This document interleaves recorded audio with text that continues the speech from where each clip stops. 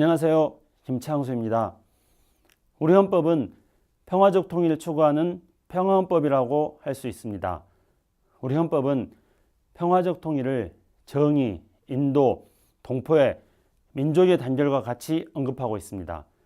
국제사회에서도 평화를 정의의 실현이라는 가치로 해석하는 추세로 헌법에서 밝힌 가치로서 평화는 정의, 인도, 동포의 민족의 단결을 의미한다고 할 수 있습니다. 헌법 4조는 통일을 지향하면서 자유민주적 기본 질서에 입각한 평화적 통일정책 추구를 밝히고 있습니다.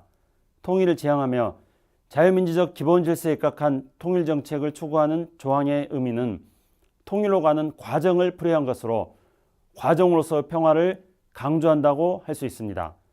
또한 헌법 5조에서는 국제평화의 유지에 노력하고 침략적 전쟁을 부인하고 있습니다. 이는 헌법에서 명시하고 있는 평화가 침략 전쟁을 반대하는 수단으로서의 평화를 강조하는 것으로 볼 수 있습니다. 따라서 헌법에서 추구하는 평화적 통일은 가치, 수단, 과정을 내포한 평화통일입니다. 그럼 지금부터 이러한 평화헌법을 바탕으로 역대 정부들은 어떤 통일 방안과 대북 정책을 추진했었는지 알아보도록 하겠습니다. 가장 먼저 이승만 정부부터 살펴보겠습니다. 50년대 한국전쟁 이후 남북한 상호 적대성이 심화되는 시기입니다. 따라서 남북의 적대성을 강조하는 가운데 갈등과 대결이 강화되는 시기였으므로 통일론 부재의 시대라고 할 수 있습니다. 당시 정부의 통일 논의는 통일론 자체가 없는 가운데 북진 통일과 순공 통일이 기조였습니다. 다음으로 박정희 정부로 넘어가 보도록 하겠습니다. 박정희 대통령은 1970년 8.15 평화통일 구상선언을 합니다. 평화통일선언에서는 통일 이전에 긴장 완화, 전쟁 방지, 평화정책 등의 중간 단계를 설정하고 있습니다. 8.15 선언에서 통일 이전의 중간 단계를 설정한 것은 민족공동체 통일 방안에서 중간 단계로 남북연합을 설정한 것으로 이어집니다. 이후 남북대화에서 긴장 완화, 전쟁 방지, 평화정착은 중요한 의제가 되었습니다. 그리고 1971년 8.15 평화통일 구상선언 이후 역사상 처음으로 남북 적십자회담이 열립니다. 그 다음 해인 1972년 남북한 정부는 7.4 공동성명을 채택하고 자주, 평화, 민족대단결이라는 조국통일 3대 원칙을 발표하였습니다. 전두환 정부는 1982년 1월 민족화 민주통일 방안을 제시했는데요. 이 방안은 남한 정부에 의해 제시된 최초의 통일 방안이라는 점에서 의미가 있습니다. 1985년에는 이산가족 고향 방문과 예술단 교환이 이루어지기도 했습니다.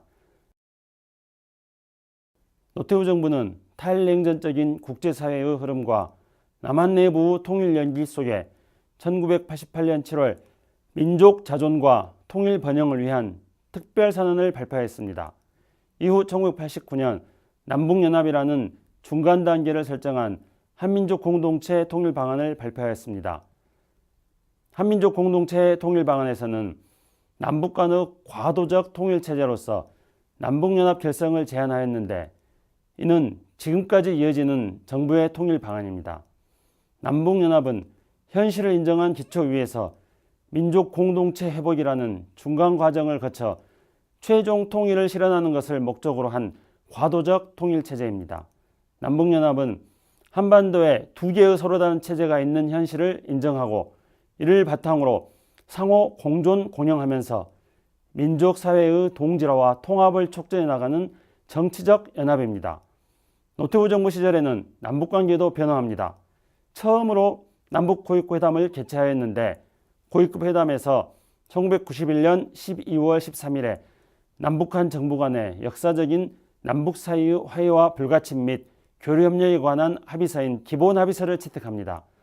남북 기본합의서는 남북한 화해, 불가침, 교류협력의 장전이며 향후 남북관계의 구체적 실천 방침을 제시한 매우 중요한 지침이 되었습니다. 김영삼 정부는 한민족 공동체 통일 방안을 개성하고 발전시킨 민족공동체 통일 방안을 통해 통일 과정을 화해협력, 남북연합, 통일이라는 점진적인 3단계로 구체화합니다. 이 과정에 대해 간단히 설명하자면 첫 번째 화해협력이란 남북 간 적대와 불신을 줄이고 상호협력의 장을 여는 단계라고 할 수 있습니다. 두 번째 남북연합이란 화해협력 단계에서 구축된 상호 신뢰를 바탕으로 남북 간의 교류와 협력이 더욱 활발해지고 제도화되는 단계입니다. 마지막 세 번째 일민족 일국가의 통일국가 단계는 통일헌법에 따라 남북 자유총선거를 실시하여 통일국회를 구성하고 통일정부를 수립하는 단계입니다. 김영삼 정부 시절은 북한 핵 문제가 불거지기 시작한 시기인데요. 북핵 문제의 해결을 위해서 1994년 7월에 남북 정상회담을 개최할 것을 합의하였지만 김일성 주석의 갑작스런 사망으로 남북 정상회담은 개최되지 못하였습니다. 햇볕 정책으로 알려진 김대중 정부의 대북 정책은 화해협력 정책인데 이는 민족 공동체 통일 방안의 1단계 화해협력을 실천하는 정책입니다. 화해협력의 단계는 민족 공동체 통일 방안의 1단계로 당장 통일을 추구하는 것이 아닌 남북 평화 공존을 실현하는 것이 목표입니다. 급하게 법적 제도적 통일의 실현을 서두르기보다는 교류협력을 적극적으로 활성화해 나감으로써 남북한 주민의 자유로운 왕래와 상호 이해 증진 그리고 민족 공동체를 구축하게 되는 사실상의 통일을 실현하려는 구상입니다. 김대중 정부는 2000년 6월에 사상 처음 남북 정상회담을 개최하였습니다. 남북 정상회담에서는 6.15 공동선언을 발표하였는데 6.15 공동선언 2항에서는 남한의 민족 공동체 통일 방안에서 추구하는 2단계 남북연합과 북한의 낮은 단계 연방제가 평화 공존이라는 공통성을 가지고 있다는 것을 확인하였습니다. 노무현 정부는 평화 번영을 통해서 핵 문제 해결과 평화체제를 구체화하는 정책을 추진하였습니다. 화해협력의 증진을 추구함으로써 평화체제 구축, 심화 과정을 거쳐 남북연합에 이르는 통일 과정을 제시하는 것입니다. 이전 정부 통일 방안을 개정하면서 북핵 문제와 평화체제라는 한반도의 당면 과제와 연관시켜 화해협력 단계와 평화체제 단계를 세부적으로 설정하고 구체화하였습니다. 이는 통일을 장기적, 단계적 과정으로 보는 과정으로서 통일에 대한 체계화 시도이기도 합니다. 노무현 정부 시절에는 2007년 10월에 역사상 두 번째로 남북 정상회담을 개최합니다. 14선언은 민족 공동체 통일 방안에 기초해서 남북 관계를 제도화하기 위한 합의입니다. 또 민족 공동체 통일 방안에 따른 각종 기구를 합의하여 남북 관계 제도화를 시도하였습니다.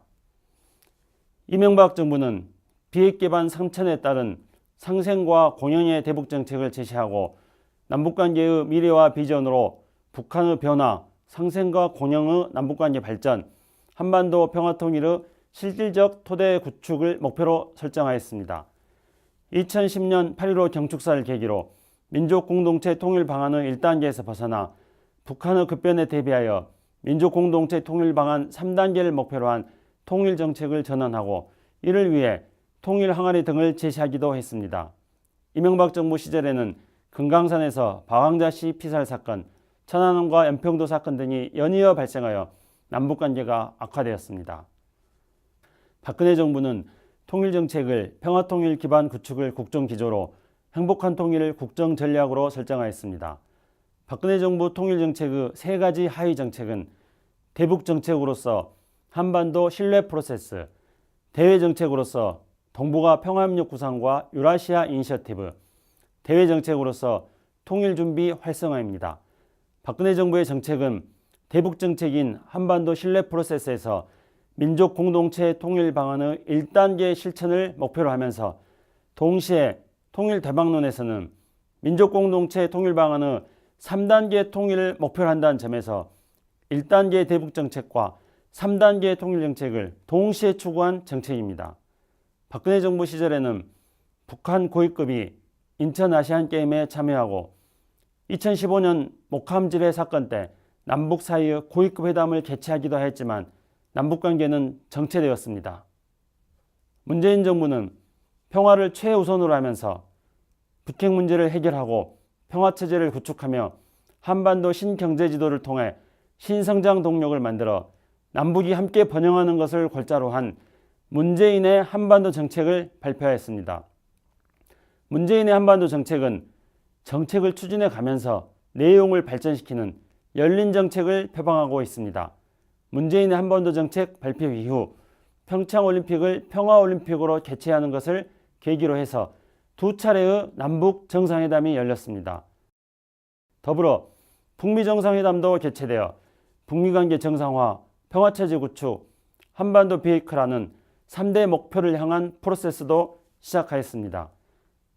문재인 정부는 한반도 냉전체제 해체와 평화체제 구축이라는 역대 정부의 정책을 개성하고 있습니다.